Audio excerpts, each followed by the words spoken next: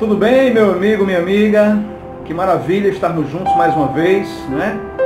Para fecharmos assim esse trimestre maravilhoso, né? Fazendo amigos para Deus, uma alegria de participar da sua missão.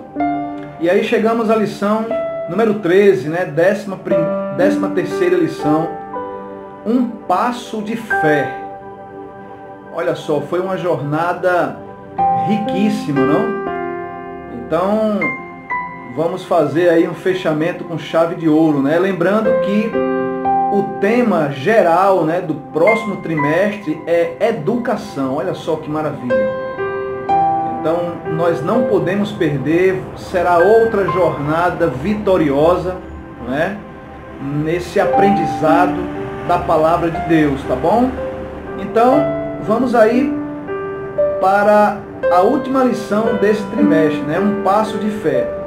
E o verso para memorizar, que está em Filipenses 2, do 5 ao 7, diz assim, olha só: tenham entre vocês o mesmo modo de pensar de Cristo Jesus, que, mesmo existindo na forma de Deus, não considerou ser igual a Deus, algo que deveria ser retido a qualquer custo.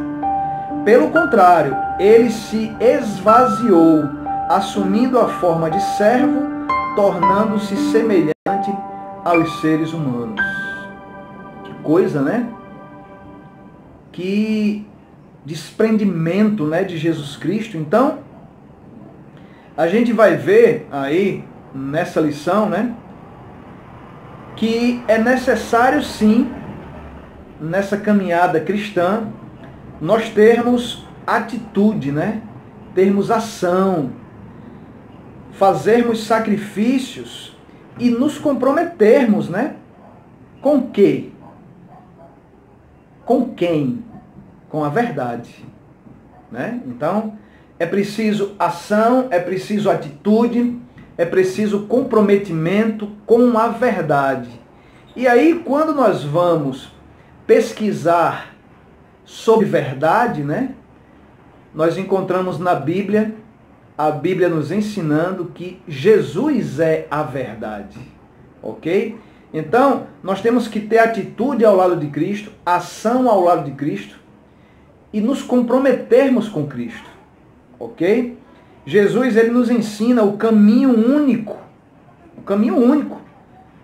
para desenvolvermos um cristianismo autêntico e frutífero, né? Aí qual é esse caminho que ele ensina? Seguirmos os seus passos, né? Um passo de fé. Quando estivermos deslumbrados com as glórias do lar eterno, então nos lembraremos de que Jesus abandonou tudo isso por nós, que ele não apenas se tornou um exilado das cortes celestiais, mas também enfrentou por nós o risco da derrota, o risco da eterna perdição, ok? Então, é preciso também que a gente reconheça os riscos, né, que Cristo enfrentou, ok? E isso é algo que nós precisamos valorizar. O amor abnegado de Jesus, né, é esse que a gente viu agora, né? Ele esvaziou-se, né? Ele não pensou nele mesmo. Ele não pensou em seus privilégios. Ele não pensou em seu conforto, em sua segurança, né? Ok? E esses mesmos passos nós devemos nos esforçarmos para seguir, né? Esvaziarmos do nosso eu, do eu mesmo, né? Nos esvaziar da vaidade, nos esvaziarmos da exaltação, não é? Então, como era a mente de Jesus? O que governava seus padrões de pensamentos? Você já pensou nisso? Você já imaginou como era a mente de Cristo? Logo, ele sendo o Filho de Deus, o Rei de todo o universo, e enfrentou tudo o que ele enfrentou. Então, quando a gente pensa em tudo isso, não faz mal a gente olhar para a gente e dizer assim, se Cristo enfrentou tudo isso, passou por tudo isso, quem sou eu então? Para não passar, para não enfrentar, né? O que você acha que era a essência do pensamento de Jesus? Amor, né? Um amor abnegado, né? Então, o que mais era importante, o que mais Jesus pensava, o que era demais do seu interesse, era salvar toda a humanidade. E é por isso que Cristo, ele é um Deus vivo, né? Ele não é um Deus morto. Ele está vivo, ele está trabalhando 24 horas por dia lá no santuário celestial, para que eu e você e todos que queiram sejam salvos, não é? Ok? Por isso que ele nos convida, né? Para participarmos desse processo. A ênfase de Paulo tem o objetivo de retratar vividamente a profundidade da humanidade voluntária de Cristo, não é? Cristo, ele é a origem, né? Ele é a fonte da vida, ok? A essência do pensamento de Jesus era o amor abnegado. Segui-lo significa amar como ele amou. Está você disposto? Está você disposta a seguir esses passos? Servir como ele serviu e ministrar como ele ministrou? Eu estou, e você? O chamado ao compromisso. Aí, mais uma vez, eu toco na mesma tecla. O chamado que recebemos todos os dias. O chamado que você recebe. Os convites, né? A influência do Espírito Santo no seu coração, na sua mente, na sua alma como um todo. Então, se o próprio Cristo, ele se comprometeu, quem sou eu para não me comprometer? Você já pensou assim, não? Se o próprio Jesus se comprometeu, se compromete e se comprometerá, quem sou eu, quem é você para nos abstermos? Hã? O que indica que Jesus estava chamando o apóstolo Paulo, Pedro e João, o que indica que Jesus estava chamando Pedro e João para um propósito maior do que apenas pescar peixe. O que indica isso? Todos os chamados de Cristo são especiais, né? O que indica é que ele não veio fazer algo comum, não é? Já imaginou ele chamar homens humildes, simples, né? Homens limitados para uma obra tão gigantesca? Uma obra de exemplo, uma obra de fé, uma obra sublime, aonde iria fazer toda a diferença no mundo, né? Em todas as épocas, em todos os tempos. E nós estamos vivendo uma época que o Evangelho continua fazendo toda a diferença, né? Então, aqueles pescadores comuns, eles reconheceram que tinham sido chamados para uma missão extraordinária. E você e eu temos reconhecido também? Esse trimestre serviu também para isso, não é? Cristo, ele trabalhava em cima de exemplos, né? Porque ele vê além do que parece ser, né? Cristo, ele vê você não somente como você é, mas como você pode ser. Cristo, quando ele chama a você e a mim, ele não olha para a situação atual. Ele não olha para as dificuldades. Mas ele olha para o poder do Espírito de Deus que é derramado no meio do seu povo. Ok? E isso nos diz o quê? Que eu e você não devemos ter medo de fazermos a obra, não devemos ter medo de aceitarmos os desafios. Isso diz isso, né? O convite de Cristo é esse: segue-me. Segue-me. indica que Mateus tinha ouvido falar de Jesus e desejava segui-lo. Quando o convite chegou, ele estava o quê? Pronto. Mateus ficou surpreso que Cristo tivesse chamado para ser um discípulo. Olha só, no fundo do coração desejamos algo mais especial na vida, né? Todos nós somos assim. Queremos viver por algo que vale a pena, um propósito superior e mais nobre. Por isso, Cristo nos chama a segui-lo, né?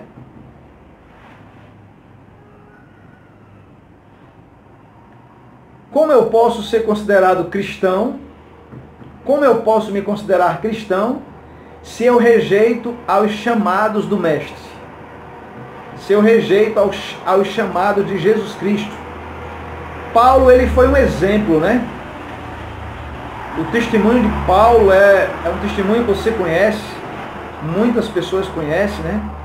Paulo foi um instrumento escolhido por Deus, né? Assim, ó, a dedo, né? Ok? Jesus apareceu a Paulo no caminho para Damasco e conduziu Paulo para uma missão especial. E olha que missão, né? Imagina quantos anos esse chamado causa efeito de salvação na vida dos moradores da terra. Imagina. Jesus escolhe candidatos improváveis, meu querido, minha querida, para testemunhar de seu nome. Pense nos endemoniados, pense na mulher samaritana, pense na prostituta, o coletor de impostos, os pecadores. E agora o Paulo, né? O feroz perseguidor. Então Jesus chama pessoas assim, improváveis, né? Como eu e você também. Eles foram transformados e depois enviados com alegria para contar a história do Cristo, do que o Cristo tinha feito em sua vida. Eles nunca se cansavam de contar a história. O que Cristo havia feito era tão maravilhoso que eles tinham o desejo de compartilhar. Eles não podiam ficar calados. Temos eu e você ficado calados diante das maravilhas, dos milagres, dos prodígios que Cristo tem feito na sua vida e na minha? Não podemos ficar calados, não é? E aí, as exigências do amor, né? É o título aqui da quarta-feira, ok?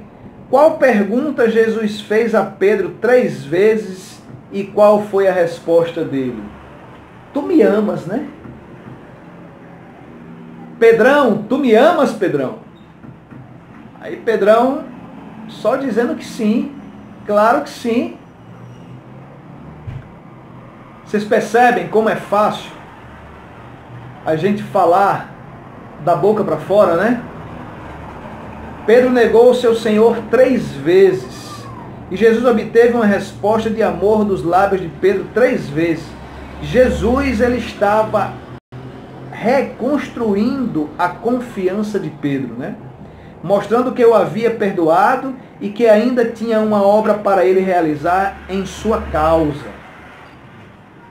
Irmãos, o ser humano tem dificuldade para entender o amor.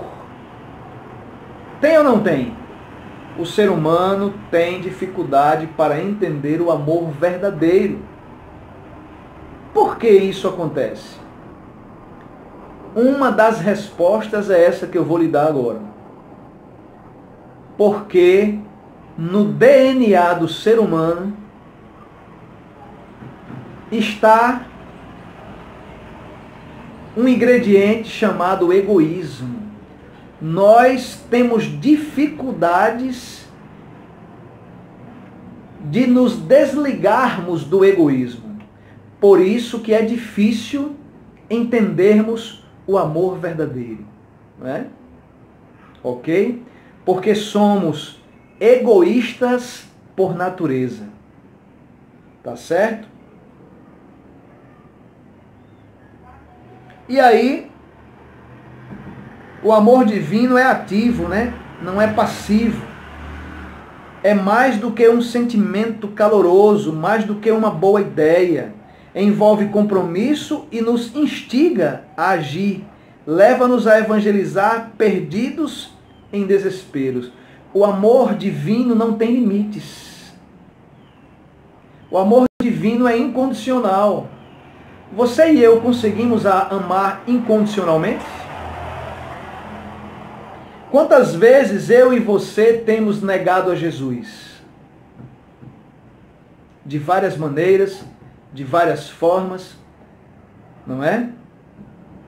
Então, qual é o sentido disso? Podemos ter falhado e negado a Jesus Cristo por nossas ações? Podemos ter negado a Jesus Cristo por nosso compromisso? Negamos a Cristo em relação ao tempo? Negamos a Cristo em relação a valores? Negamos a Cristo em relação à fidelidade?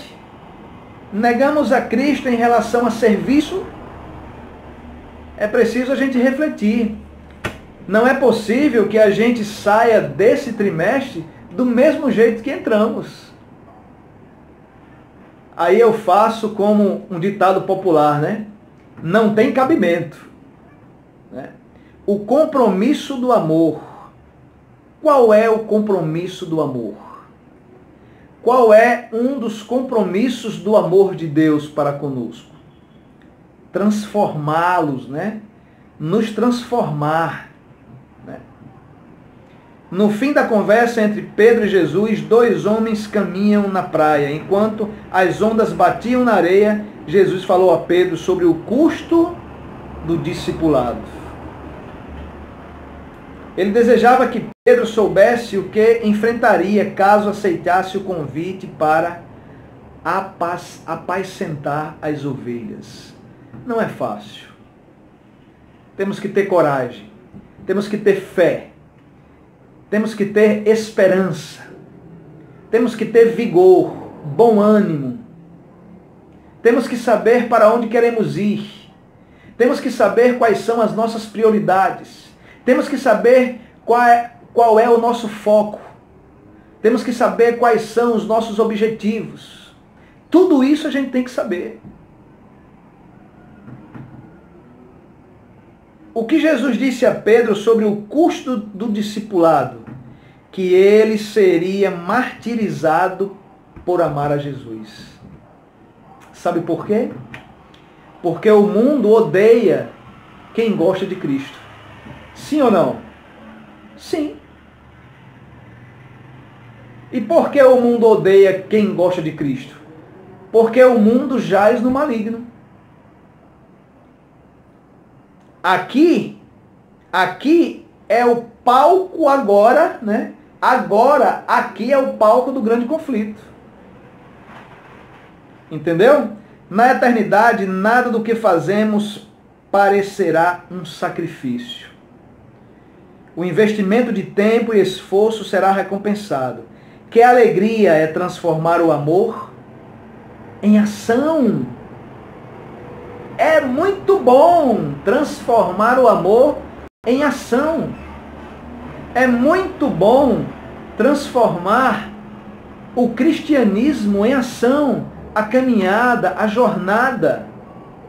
Agora é muito ruim, é muito monótono ficar inerte. É muito vergonhoso ser um inútil na obra de Deus.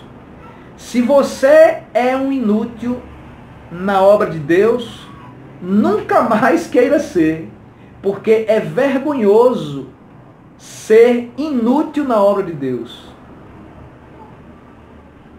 Ok? Então eu quero concluir esse comentário, esse pequeno comentário, né?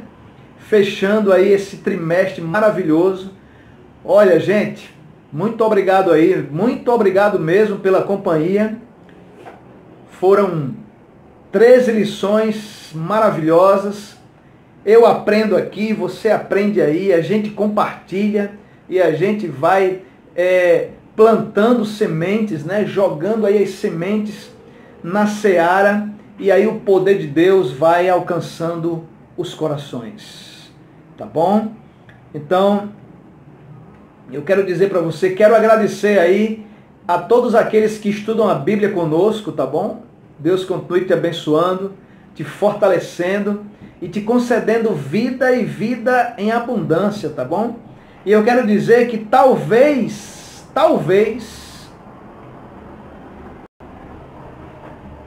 não estejam em seus planos, né? Talvez não estejam em seus planos pregar o Evangelho. Talvez não estejam em seus planos compartilhar sobre Jesus. Talvez não estejam em seus planos você ser um missionário, uma missionária. Talvez não estejam. Talvez não estejam em seus planos você trabalhar na obra. Talvez os seus planos sejam outros planos, né? Talvez os seus planos estejam voltados todos para a vida secular, né? É o seu trabalho, é a sua faculdade, é o seu casamento, né? São seus amigos, são seus bens materiais. Talvez seja assim. Eu não sei, né? Eu não sei. Talvez você só queira compartilhar de Jesus ou trabalhar na obra do seu jeito. Talvez seja isso também. Mas saiba de uma coisa. Vamos fechar esse trimestre conscientes de uma coisa. Lá na frente, essa falta de compromisso, essa falta de envolvimento, essa fidelidade, essa disponibilidade vai te fazer falta, pode me fazer falta. É preciso que eu e você terminemos esse trimestre com essa consciência. Talvez você não esteja interessado em fazer amigos para Deus. Talvez você não esteja. Talvez você só esteja interessado, e eu também, que Deus seja nosso amigo para suprir as nossas necessidades. Talvez seja isso. Talvez você e eu não nos comprometemos na obra, no serviço missionário, né? Porque não tem ninguém doente da nossa casa, porque a gente não está precisando de clamar, de suplicar por uma cura, por um milagre, talvez. Mas vamos terminar esse trimestre sabendo e reconhecendo uma verdade. Lá na frente, toda essa omissão vai nos comprometer de forma negativa.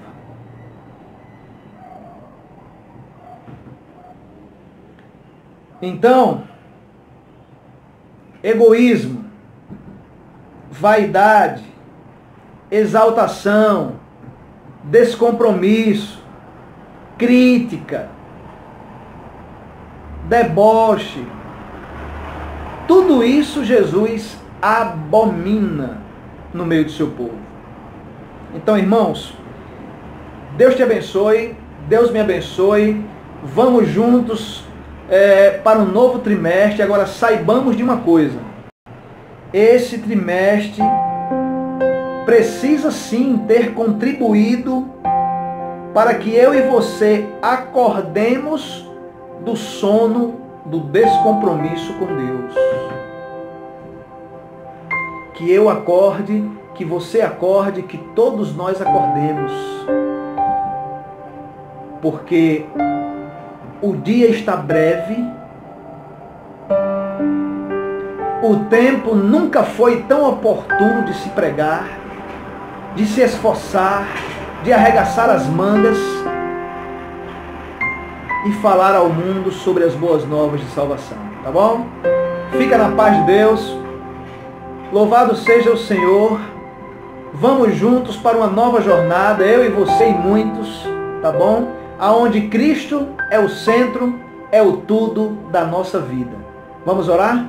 Ó Pai de amor, de maneira especial abençoa este homem, essa mulher, abençoa também a nós outros, todos que chegaram a esse vídeo, a esse material. Pai, nos conduz também para uma nova jornada, um novo trimestre, onde vamos aprender sobre a Tua educação. Não é, Pai? Nos abençoa, nos fortalece e que haja sempre salvação em nosso meio. Em nome de Jesus. Amém. Muito obrigado pela companhia e fica com Deus.